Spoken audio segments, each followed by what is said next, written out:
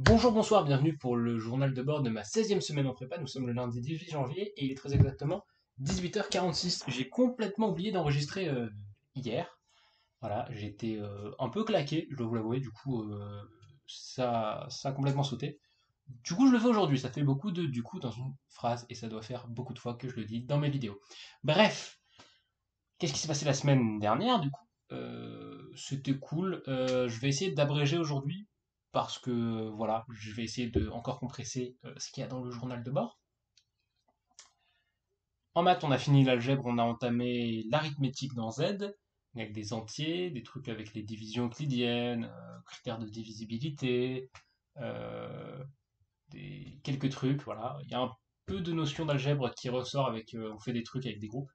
Bref, c'est vachement intéressant, même si l'arithmétique j'ai toujours un peu de mal, on va voir si ça va bien se passer. Même si bon, plus tard dans l'année et l'année prochaine, il y aura de l'arithmétique un peu plus vénère.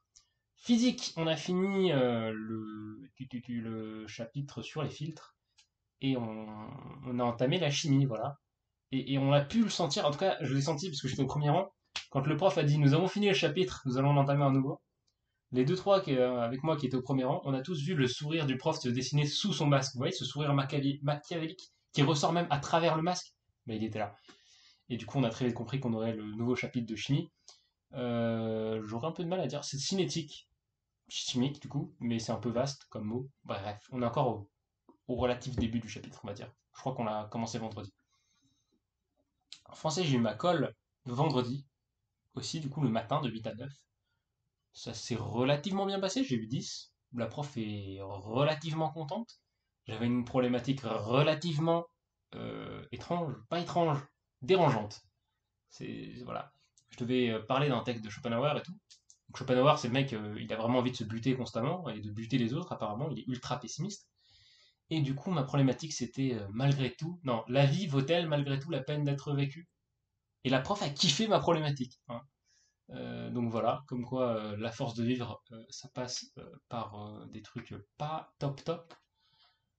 En anglais, c'est cool, ouais. On a fait un peu de traduction, du coup français-anglais, français vers l'anglais. C'était sympa, voilà. Euh, Est-ce qu'il y a grand chose d'autre à dire? Je réfléchis, je regarde quand même le temps. On est à 2 minutes 41, 42, 43. C'est extrêmement bien, chers Français, chères Françaises. Je raconte n'importe quoi comme à mon habitude. Bref, qu'y a-t-il d'autre à dire? J'ai tout dit. L'info, on a vu du coup la syntaxe de Camel, qui est un peu relativement énormément différente de celle de Python, pas tant dans la syntaxe mais dans la manière dont il faut penser son programme. Cela dit, je ne suis pas vraiment dépaysé parce que j'avais déjà programmé avant la prépa, j'avais programmé en C++, qui est un langage du coup itératif. On a vu cette petite. Non, la différence c'était au premier cours d'info. Mais basiquement, vous avez des langages comme Python qui sont des langages itératifs où vous donnez les instructions l'une après l'autre.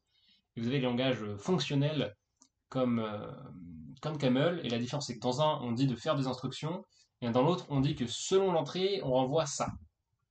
Donc si on te donne 2 en entrée, tu renvoies 3 par exemple. C'est un peu différent. Et donc j'avais déjà fait du C++ beaucoup avant la prépa, donc je suis OK. Mais pour ce qui est du côté fonctionnel donc de Camel, j'avais, je crois, codé vite fait, j'avais les bases j'ai toujours d'ailleurs les bases en Common Lisp, qui est un autre langage de programmation fonctionnelle qu'on ne voit pas en prépa, mais du coup je ne suis pas non plus complètement à côté de la plaque. J'arrive quand même à voir de quoi on parle, on va dire. Plus que certains. Là, on a un truc à faire en info, un petit programme à faire pour mercredi, du coup, où il faut faire un petit truc qui te dit, tu donnes l'année au programme, genre 2016, 2018, 2020, et lui, il te renvoie si c'est une année bissextile ou pas. Voilà, il faut faire ça, c'est pas trop compliqué, hein. Si c'est un multiple de 4, vous renvoyez oui, sauf si c'est un multiple de 100, sauf si c'est un multiple de 100, mais que du coup c'est un multiple de 400. Voilà. Auquel cas, vous renvoyez que c'est une année bissextile si l'année est un multiple de 400. Bref, c'est tout pour cette semaine. Voilà, c'est tout, c'est tout. Comme d'habitude, si vous n'avez pas aimé la vidéo, mettez un dislike. Si vous avez aimé la vidéo, mettez un like. Si vous voulez vous désabonner, désabonnez-vous. Si vous voulez vous abonner, abonnez-vous. Si vous voulez partager la vidéo, partagez-la. Si vous voulez la garder pour vous, gardez-la pour vous. Bah, c'était Adam, je vous souhaite une bonne soirée, une bonne après-midi, une bonne journée, et sur ce, je vous donne rendez-vous dimanche pour, cette fois, à coup sûr, le journal de bord de la 17e semaine en prépa. Allez, c'était Adam, ciao ciao!